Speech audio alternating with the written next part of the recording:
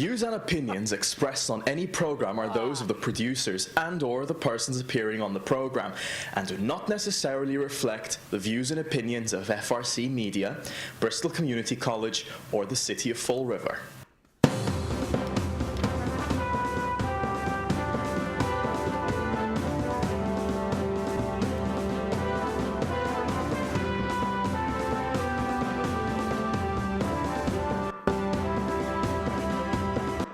Well, welcome to Spindle City Straight Talk. I'm Chip. And I'm CJ. And it's nice to be home. Well, I'm sure. I thought you were still on California time. You almost didn't make showtime here. Well, but it's great to come home. Where else can you get a good Coney Island hot dog, Charisse sandwich, and a Fall River chow mein sandwich? So I'm back, and looks like not much has changed. It just keeps getting better. Yeah, well, you know, it's interesting. I don't know if you, Mark Monroe Dion came out with a video this week on market rate housing.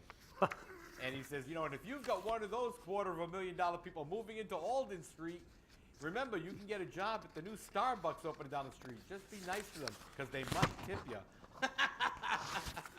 He made a good point. You know, there's nothing but derelict mills throughout the city.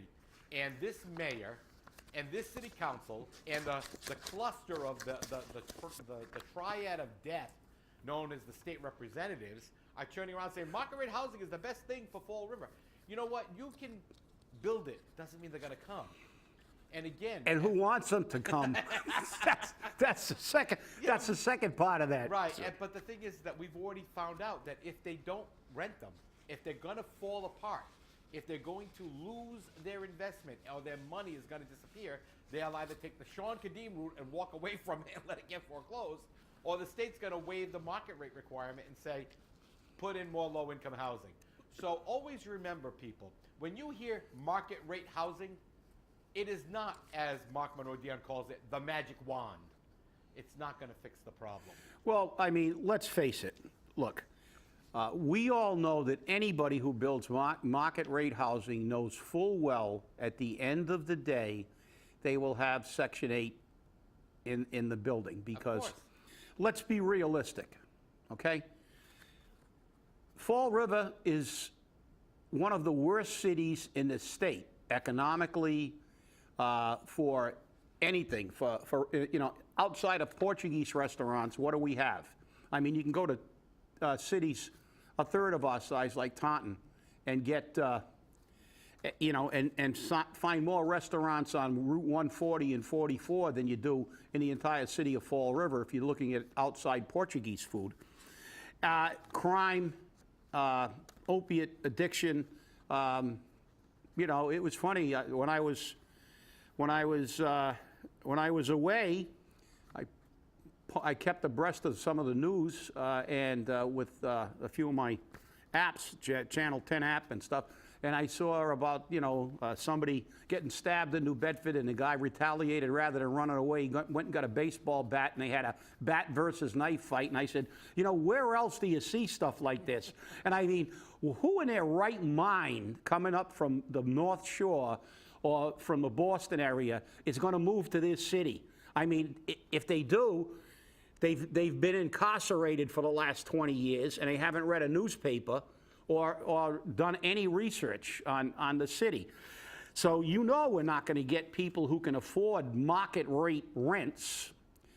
So ultimately they're going to turn over, like Point Gloria did, into Section 8. So the whole thing is just, look, again, it's part of the myth that we always talk about, the myth that they try to create, that we're going to fix all our problems with ridiculous things that won't work, like market rate housing and tourism and things like this. So look, it's the same old, and it's up to us to put people in who are going to do what it takes to fix the city. That's start brick by brick and build an economy based on things like containerized shipping, not trying to out-tourist Newport and the Cape Cod. So, you know, it's the same old, but it's a Friday, and... Well, you know, you said containerized shipping. Well, you know what? We're getting that. Oh, wait, no. Somerset's open for business. Somerset is getting... And New Bedford, too. Yeah, and New Bedford. And as a matter of fact, they got money to put in refrigeration so they Yeah. can handle international goods that need to be refrigerated and frozen. And the state gave them that money. But we missed because, you know why? We wanted to put cobblestones and fake gas lamps in Purchase Place. on Purchase Street and turn it into Purchase Place. That's right. A side street. So right. this, But you know, if you want to see what's wrong with Fall River, just Look at the 6th floor. just look around. Look at it. Look, a town where I think half that town of Somerset used to be Fall River residents, Yes.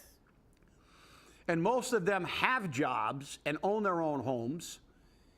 They go for containerized shipping because that little tiny town figured out that since we've got a good deep water port, it could be used for containerized shipping. But not Fall River. No. Our pinheads, our our council, and our mayor is trying to talk about, the great panacea, the fix for everything, and it's all Alice through the looking glass. They want, they want to a turn movie. this We're not place. getting a plug They for want to that. turn this place into Newton overnight. That's not the way things work. It's ridiculous, and this is why it's time to begin. We're beginning to throw them out. But let's make this a let's make this a rite of passage every 2 years. We throw out every city councilor, every school committee person, And every mayor. and every mayor that does ridiculous stuff like this. Yep. And the thing is, Somerset's getting, they're putting in a port to handle car shipments. Okay? But remember, Kenny Fiola said, no, we are going to go with recreational boating. Now, how can you go with recreational boating when right across the river you have currently a power plant which is going to close down that brings in tons of coal, and that's going to become a containerized shipping port for cars. Because guess what, Kenny? You dropped the ball again. No. Listen, CJ, what's the matter with you? If you owned a nice yacht or really, even a really nice boat, I mean, can you see yourself coming down the coast and saying, well, let me see, where am I going to dock my boat? Newport? I don't want to go to Newport. I can get off the boat, walk down Thames Street, check out Brick Alley, look at the Tennis Hall of Fame, check out the mansions, Yeah, I wouldn't eat at all kinds. Let's go to Fall River where I can get off the boat, trip over a heroin needle, trip on a heroin you needle, can't even get off the boat. and get mugged, and then get back on the ship. And it's the boat, and pay a docking fee, a high docking fee at that. So yeah, another great idea from our Office of Economic Delusion. Well, before I move on, because you brought up tourism too, I have to say, a very active member of the community, not only of the Bristol Community College community, but of the city itself, Amy Blanchette suffered a serious incident here at Bristol Community College in the studio this past Wednesday, and I was here. She ended up in the hospital. She's suffering from bilateral pulmonary emboli, which are blood clots in the lungs. She is slowly recovering. She's had a few complications, but keep her in your thoughts and prayers real quick. Well, But, Amy, we're thinking of you. that's it. But you talked about tourism, and guess what? Boston did a great job at tourism. They got federal indictments against the tourism director. Yeah. Is Fall River next? Who's a political hack of the mayor. Does it sound familiar? All politicians can't be trusted. This is what we keep saying. Here's the mayor of Boston. Yeah. And look, his tourism, actually Boston does have a lot of tourism. Yes, I mean, and they have obviously, a tourism it's the seat of the revolution. Right. So, I mean, they have great tourism. So what do? They don't hire a real tourism director. They hire a political hack so Marty Walsh can give one of his buddies a high-paying job. That's right. And he can go on doing what he does on the side, which is enough to get a federal indictment. Yep. And Marty Walsh was touted as the savior after Tom Menino. Okay, he was going to do everything right, and he was, he had his election plan all set out, and he got elected, and he's doing a wonderful job, blah, blah, blah. But lately, there's been a lot of mistakes, a lot of missteps. And what's worse is now there are federal indictments, okay? This can be detrimental not only to his ability to get reelected, but to the city of Boston. And, this is why you don't do political hacks. You don't do it. You want to be a political kiss ass, knock yourself out. But you don't hire those people. You know, Carlos said on Wednesday's show that if anyone worked on his campaign, if he ever decided he was going to run for mayor, they weren't getting a job. He said, so I'll get 2 volunteers out of the whole thing in Fall River. But, you know, this is what happens. And when people who are not qualified to do these jobs do them, we create problems. And that's what's happening here in Fall River right now. We have a special assistant to the mayor who has a limited media background, who is creating a problem. We're going to get into that in a little bit. But he doesn't even live in Fall River. Hey, Faust, you're required to establish residency in Fall River to work for the city. It's an ordinance. I know there's an amount of time there, but have you started the process? Have you started to look? They're not doing it. Is the new DCM director going to have to do it? He has found a bridge. You know, so this is what happens. But, you know, I have to laugh because, again, federal indictments are now coming down. And how many times have we said, Chip, we got to turn this over to the feds. We've got to turn this over to the feds. We've got to turn this over to the Yeah, feds. it's true, CJ. And you know what the moral of this story is, as we see in Boston. You know, we continue to say follow the money. We continue to say that we need small government. This is why we need small government. I continue to tell people that, you know, and we've gone before the council on numerous occasions. And, you know, I was actually accused at a neighborhood meeting by former Mayor Sutter, said, now I got you figured out. You want small government. And I said, yeah, you do have me figured out. You know why I want small government? Because the only government we should have is necessary government. And what happens is when politicians get in, they create jobs for their friends, and they create a bureaucracy that continues to grow, and a tax burden that continues to grow for unnecessary jobs. Listen, we don't need all these people. As I said before, we had a 300-man fire department, a 300-man police department. Every department in the city was twice the size it is now.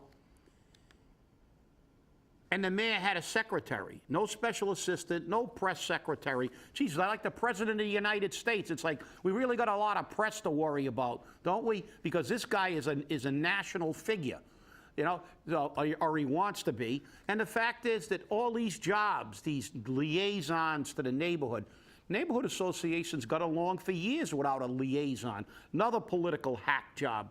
You know, we see the school department fraught with administrators and vice principals and COOs and CFOs of middle schools, deans of students.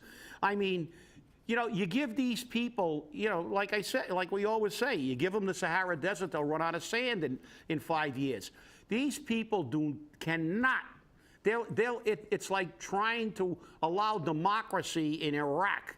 And if you give them 5 minutes of democracy, you're going to have the Sunnis and the Shiites and the Kurds having a war. They'll start a war within 5 minutes.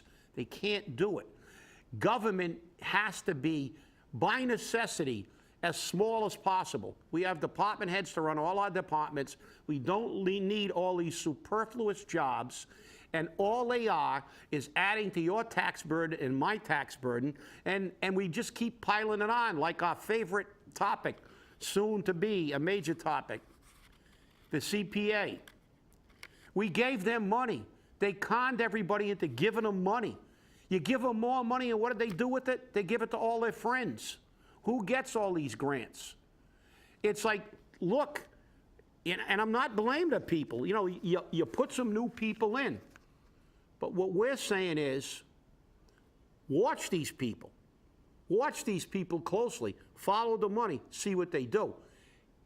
And if they don't do their job, get them out of there. And that is one of the major problems we have in the city of Fall River. And in every city, way too much government, and you give these thieves a carte blanche to create any kind of job they want and spend any kind of money they want. And guess what? It's your fault and my fault if our taxes go up and our fees go up, because we're allowing these fees. You should storm the city council meeting every time they create a new position. this $110,000 salary, the 10-year contract on the trash. So you can see that while I was away, I was thinking about Fall River because I'm on a, I know Yeah, I'm on a nothing better roll to do. today, but. Well, let's get on to the next big lie. Uh-oh. The big lie, Big- okay? big lie. The city insisted that we do not owe that money to the school department. We do not owe it, we do not owe it, we do not owe it. State-determined city calculations were, what's the magic word? Wrong. In deciding education cost obligations. What is so hard about reading? All you got to do is read, you are required to. Here is the formula. Don't be a moron, do it. But no, the chief financial officer says, well, we're waiting for the actual amount, so we're going to ask for $1 million right now. So they're putting on the city council agenda for next Tuesday $1 million transfer for the school department, not knowing how much they need. Well, and this is the thing. And then very shortly, they're going to be presenting a budget. And I'm going to, here's the article here. I don't know if you can zoom. Hold on. Actually, you should have printed wrong in about 28 case letters. But city wrong again. They're always wrong. They're always wrong. You can back out. But they're always wrong. And then they're going to present the budget. And they're going to ask us to believe their numbers. This is why I will say, without reservation, I don't care what they present, I don't believe it. I don't believe it, okay? I will only believe a budget after we've had a forensic audit. And I know that's like saying an expletive, and nobody wants to hear it. But the reality is, this city needs an independent audit, not by a state official or a government official. No, by Mary Sahadi. By the person who's been, by the company that's made so many errors in the last 25 to 30 years that you could write a book just on the errors they've made. How many times have calculations been wrong? How many times have numbers been wrong? The fact is, and then they want us to look at the budget and review budgets. I review the budget every year. I sit down and I look up, CJ and I, we go over the budget in depth. And it but the problem is, the print. but I'm going over it and I have to comment on what I see, and we have to comment on what we see, and we may go before the council. But in reality, I really don't want to make any comment, but I have to because they've made some assertions in that budget that I may not agree with. But the fact is, as far as I'm concerned, nothing in that budget is accurate. No numbers that the city ever presents is accurate. The only numbers I would trust is if Alan Silva came back up here and presented something in front of council. And the reason he went back to Florida was that he told them exactly where the city was, and I had a 2-hour meeting with him, and his exact words to me was, what the expletive have they done to this city? But the problem is, Alan Silva will not lie. He will not go before the council and distort figures and tell half-truths and manipulate numbers. The guy's a numbers guy. You say, well, he comes out with some really harsh resolutions to issues, but that's what Alan Silva is. The guy is he's done it all over the world, all over the country. The man's a really, really good numbers guy, and he doesn't play around. I trust his numbers. I saw his numbers. But the fact is, Alan Silva isn't here making any budgetary presentations. He's not going before the council because he won't distort, manipulate, or flat out lie about the finances of the city of Fall River. Unlike some of the people we currently have. Exactly. Well, you bring up that type of situations. We have some allegations, which I have the printouts of there, and I gave them to you, Chip, including a photograph of some of the evidence, or the lack thereof. A businessman in Fall River attempted to meet with the mayor, and you had made a comment about the president of the United States. Yeah. So, Had to visit mayor's office today. Very interesting turn of events. I can tell you, it was a first for me anyways. Well, I approached the mayor's office and entered the front of 2 desks occupied by 2 young women who basically interpret my presence as incompetence. So I stand waiting for them to complete their dialogue, not work related. I asked if the mayor is in. Answer was yes, but unavailable. You must speak with Faust to make an appointment to. So I wait, and at that time I called into his office and was asked what my appointment was regarding. I replied, I need to speak with the mayor. His reply was, look, not even the President of the United States can see the mayor without telling me the subject. These were printed. These were posted on the internet. And with that said, I received a phone call. Hold on. Speaking to me. And his reply was, look, not even the president. I was going to just walk out, but felt I should at least leave my name, knowing the man. I'm familiar with each other, and didn't think it right just to leave. With that said, I received a phone call shortly later from our mayor, Jason Correa II, warning me that he did not appreciate me going to his office and not stating the subject matter to Faust. It was pretty much dumbfounded, but he got even more interesting as he went off on a tangent about just because I supported him, he owes me nothing. From there, things went haywire quick. I swore at him, and he vented my frustrations with him, which only led to more threatening the smooth and continual operation of my manufacturing company here in Fall River. I am starting to wonder just what the truth with the whole gun issue was with Will Flanagan. Now, this gentleman also posted a picture of his cell phone showing the time of the call at 10 minutes to 2 in the afternoon on March 18th, 2016, and the call lasted for 2 minutes and 29 seconds. And the comment was, well, they kept the call under 3 minutes. Now, the mayor did give a response to this online. First off, Mr. Mayor, keep your mouth shut. Don't do it, okay? Because it just adds more fuel to the fire. This is simply not true. Threatening is not my style, maybe the style of other mayors. I don't think anyone could vouch for, and I'm not going to say the individual's names, misrepresentation of me. I don't lose my cool, and I always look for diplomatic solutions. I don't resort to anger and threats. Now, I have a bunch of information here, and we have planned that we are not going to release that information until our special, which will air next week, hopefully on Memorial Day, in regards to some of this. But some of the evidence contained in what we've recently received, their court documents, their history documents on Mr. Correa, refute that statement altogether. It's going to be interesting to see how you can handle such an action, because this is not how a mayor should act. And whether he actually acted in that fashion or it was perceived to be in that fashion, we always know that perceptions become reality in Fall River. That's true. And you know, the thing is that even though they are a court document and supposedly they were sworn, it's an affidavit. Right. It's sworn. But, you know, the problem is that, you know, these discussions are about private conversations, which Right. you don't, you know, I mean, people have been known. He said, she said, he People said. have been known to lie under oath, and other people, but somebody's telling the truth. But as you said, CJ, that, you know, you can't say that I'm 100% positive that this occurred exactly the way it was portrayed unless you were there. Right. So it's a he said, she said, but as you said, perception.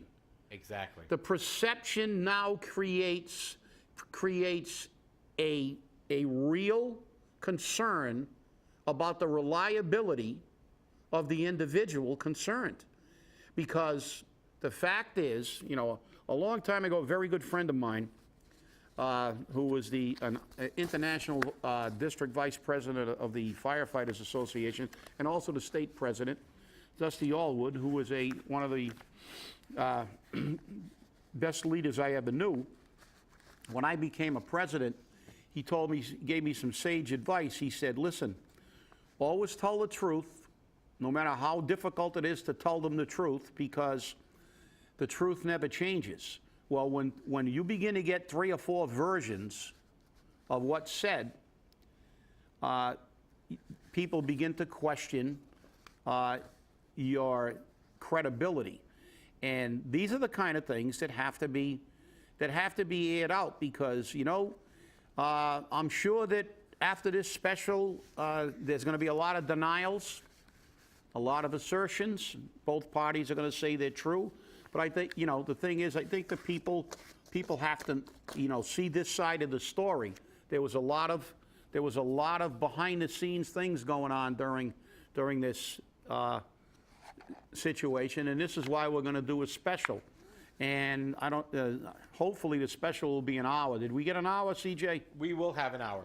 So we will have an hour. So we will thoroughly air this, and this way it'll give us time to actually read the testimony verbatim and discuss it and talk. And we have a lot of other documents, and these documents go way back into the past of Jason Correa, including his business dealings, and what has happened, and current allegations which are pending against this administration and several other key figures within the city of Fall River. And this is going to be very questionable, because we may be looking at a Boston situation very shortly. And this could be very detrimental, or it could be very beneficial. And I went through this very, very methodically. And of course, before I even went into the reading of the testimony we have here, the documents we've received, you and I discussed it, and we went over the he said, and again, we want to be responsible in what we present. We've reached out. I do have multiple confirmations on this testimony, besides the person who gave it. I also have confirmations on the business endeavors, the failed business endeavors. And of course, I have the confirmation of the attempt on obtaining grants from the state last year. So, and we have all the documents. We have them all. So, and they will be available, but we have to segue into something, because talking about Dustin Allwood reminded me, because, as I said, he was a very, very close friend, and he was killed by a drunk driver. Him and a lifelong friend who we went to high school with were out to dinner with their wives, and they were hit by a drunk driver, and both Dusty and his friend were killed in the front seat, and both their wives were in intensive care in Boston for months. That's one of the reasons I always strongly object to anybody driving impaired in any way, but I have no sympathy for drunken drivers. If I had my way, they'd get life, especially if they commit murder, because as far as I'm concerned, that's murder, and it's premeditated because they were drinking and knowingly got behind the wheel while they were drunk. And I think you had something I'm segueing into something you wanted to touch on, I think. Well, I contacted the offices within Fall River, and I have agreed that I'm not going to, at this point in time, release the name until the proper administrative people have the opportunity to discuss this matter. But there is an allegation, there is documentation that a recently hired city official was under the influence last evening and attempted to hide that fact with mouthwash and other things, but you could visually see it. You could see it in their eyes. So we will get into that as soon as I have information from the mayor's office and the department. Well, great to be back. Stay angry, everybody.